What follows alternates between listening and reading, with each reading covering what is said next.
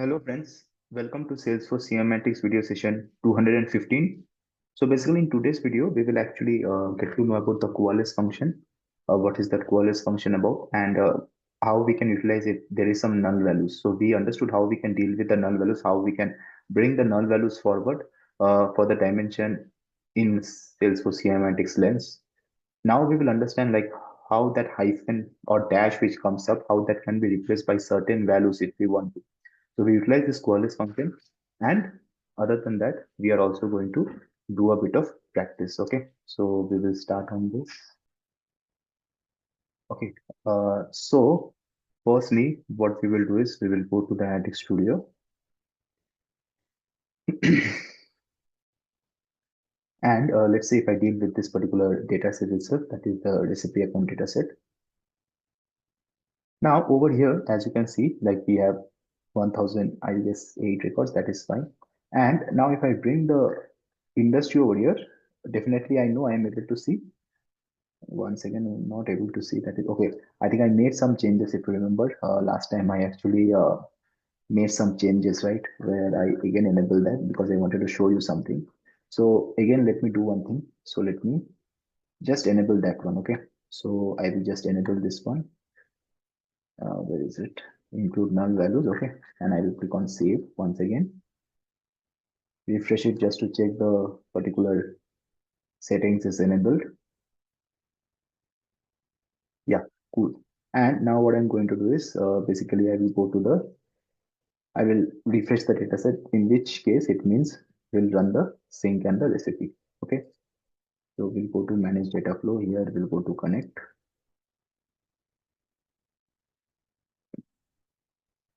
We'll run the account. You can run the incremental sync, that's fine.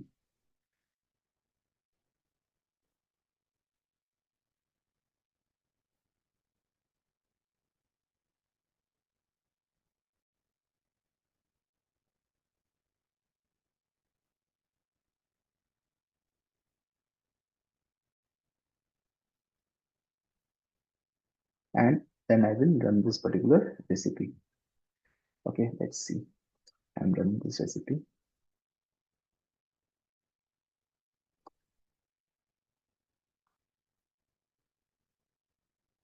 Now, we will monitor this, of course. So let's monitor this. That's fine. So as you can see, this ran successfully. Now, what I will do is, if you remember, we had this particular lens as well. Okay. So here it's basically, we are able to see the this one over here. Okay. Now, firstly, let's say I want to see the null values. Okay. So firstly, what I want you to do is open this document. Okay. Which we had, and here there will be a section where they show you uh, how you can calculate the coalesce. Okay. So let me very quickly find it. Where is it? So there's a section where you will see like how you can find the coalesce over here. Okay. So let's understand this very quickly.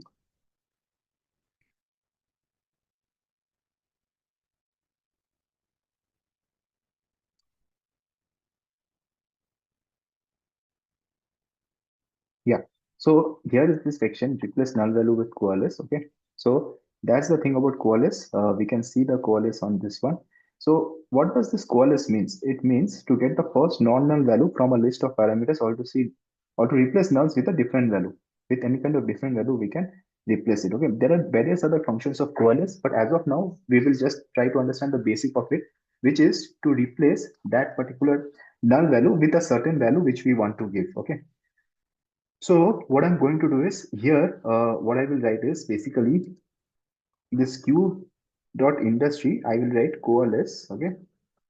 So I will add the word coalesce over here. And when some values of industry is there, it will show the industry. But if it is not there, what I want to display is basically this one. That is other, let's say,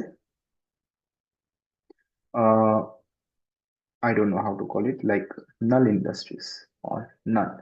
Or let's say none. Okay. Something like none. Fine. So that will be the basic syntax. Coalesce, you give the values which will anyhow remain for that particular field, and you put a value which you want in case it comes up as none. So if I now run the query,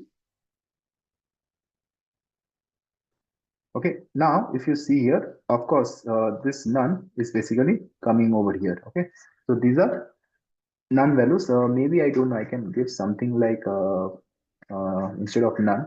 Okay, in that case, I won't put this particular thing because in that case, it won't make sense.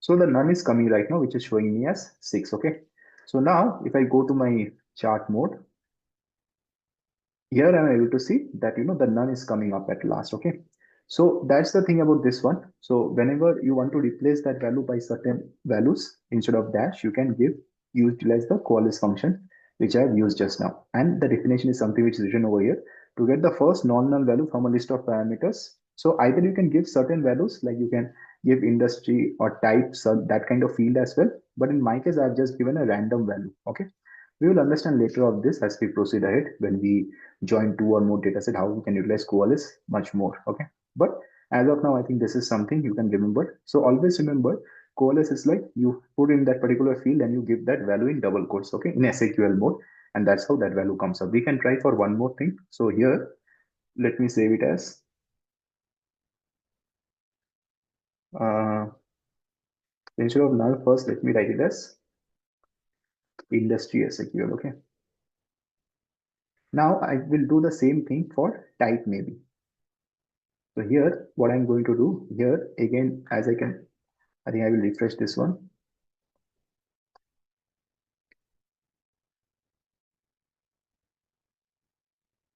So here I will bring the type right now, account type. There also I will see the null values, and I will write over here something like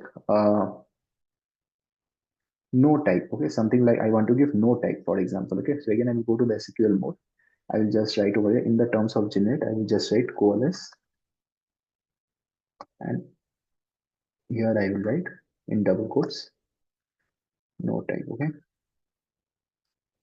that's it. I will run the query once again over here, and as you can see, I am getting this no type over here. Okay, and what I will do is I will just put, I will comment out this code basically. So when you give double hyphen, that basically comments out the code. I will explain this as we go step by step. But yeah, since it came up all of a sudden, I have just written so that whatever the null values, I can see it at last. Okay, that's it. And here, if I go to chart mode, as you can see, for no type, it is showing me this 6. Okay, I just give some random value. You can give some uh, appropriate label as well for that particular null value. So I can write over here account type, something like account type SAQL, and I can of course definitely save it in my SAQL app. Okay, that is fine. Now that's the thing about coalesce. Now for the remaining few minutes which are left, I want to practice. I want you to practice. So for a few sessions, we will now practice whatever is being already done upon through point and click and what is reflecting on SQL. We will just practice that part. Okay. So let's start. First of all, what I want to do is I will open the notepad and I will tell you how the practice needs to go about so that you can actually become well versed with SQL, if not expert, because expert is not required to become an SQL. We now already have all the AI tools. Fine, we have the Gemini and other tools as well. You can always utilize that, but you still can practice a bit in this manner so that you can grasp the concept. Because otherwise, every time you don't have to rely on the AI. If there are some simple codes, you can just do it manually as well. Okay, that's the thing. And sometimes if it's a bit conceptually difficult, in case the AI is also finding difficult, like maybe you're not able to write a appropriate prompt, okay, let's say to get the appropriate result, then also this kind of knowledge will help you out. So how to practice now? Firstly, whenever you open a data set, you get to see the count of rows. Okay, the first step is always check like while it's got loaded, and of course I can just copy this data set name.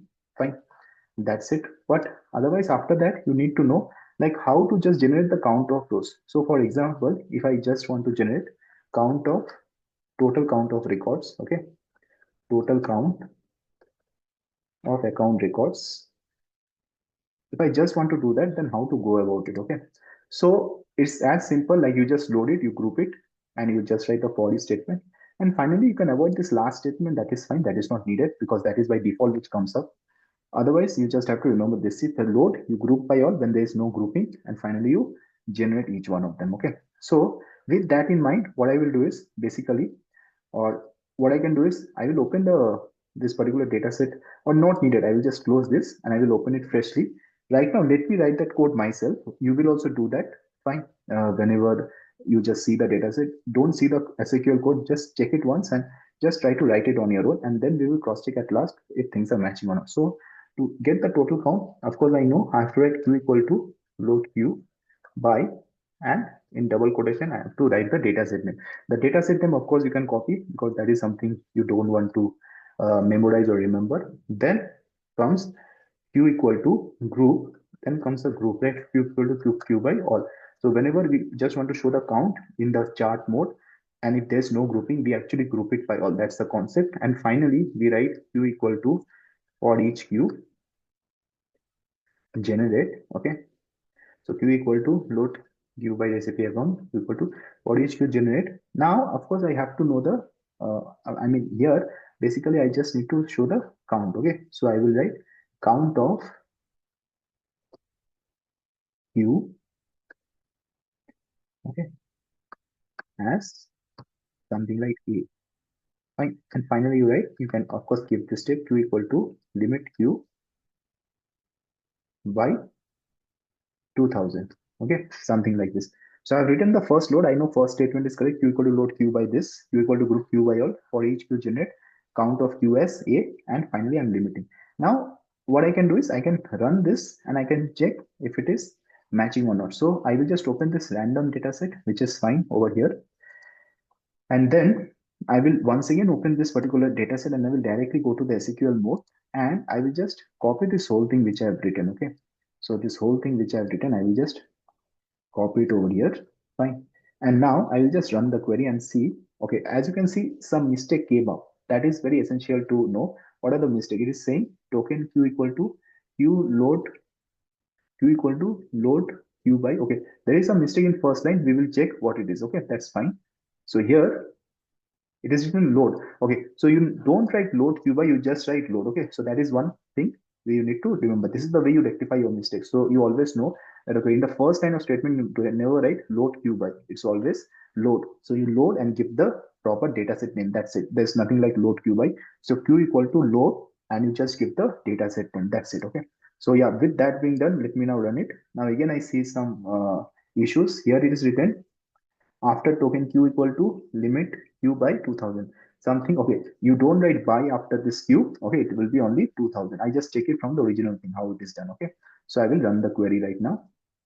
So you never write q equal to limit, you just write limit. So this is the way you realize your mistake. Okay, even I also make silly mistakes on this particular things, but that's fine. But that's how the way we learn. So the mistakes which I made and the lessons I learned it, like when you're loading on the first line of statement, you just write q equal to load, just write the dataset name. You don't write q equal to load q by. Q equal to load the dataset name. And at last also you should write q equal to limit q 2000. You don't write limit q by. Okay, that was a mistake which I know. You just write q equal to limit q. That's it. Okay, so first line q equal to load dataset name, and last line is q equal to limit q. Give the number. That's it. Okay, and in between, of course, you have q by all that thing. So in the grouping you write q by, but in the limit you don't write limit q. Give the number. It's fine. So again, that's a mistake to learn from, and that is something to remember. And that's how it got loaded. Okay. Similar way we will practice. Okay. So in the next part, what we are going to do is in the next video we will practice in this manner, and this is just a simple count of rows. In the next part we will try to understand how to write for sum of annual revenue, or for let's for that matter any other kind of measure, and how we can bring the bars and also write the SQL query for that part as well. Okay, we will check it first of all how it's done, and then we will try to write it ourselves. I will be writing it myself. I want you to also follow that practice, and with each mistakes we make, we are going to rectify, and we are going to ensure we don't make it in the succeeding lessons as we proceed ahead. So that's it about this. Let's meet very soon with our practice session on SQL in the next video. Thank you.